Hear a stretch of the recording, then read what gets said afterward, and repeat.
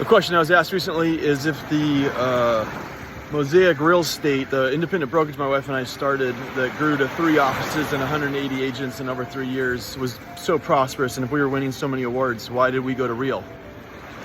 And I'll tell you this, just because it's working doesn't mean you're winning.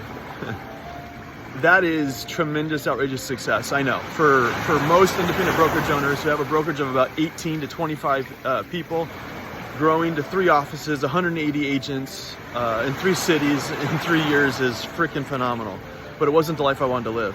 I didn't get into real estate so that I could have 180 agents at my brokerage. Those aren't even factors or numbers you think about.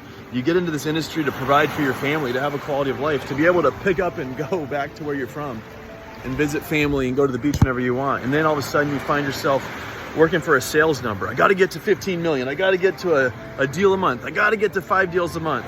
Then you start going to networking events and conversations, and it all turns around, how much did you sell? And how big's your team? And no one's actually asking, how are you and your wife doing? Do you have the quality of life you want? How's your relationship with your kids? You got in this so you could teach coach your kids' little league thing. Is that even working? No, we got so focused as an industry on a success story, we forgot to live a prosperous life. So I joined Real. In fact, my entire brokerage did. It was the best effing thing we ever could have done.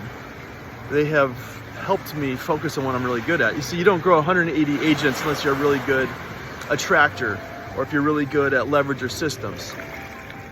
But you can only be really good at so many things, and I wasn't really good at what began to take 50, 60, 70% of my time, which was all the bullshit that goes into running a brokerage. I want to coach, I want to train, I want to teach agents, and I found myself tracking down commission checks and worrying about this admin and dealing with payroll, and Real has allowed me to get hyper-focused on my one thing. I think it'd do the same for you. It's worth checking out.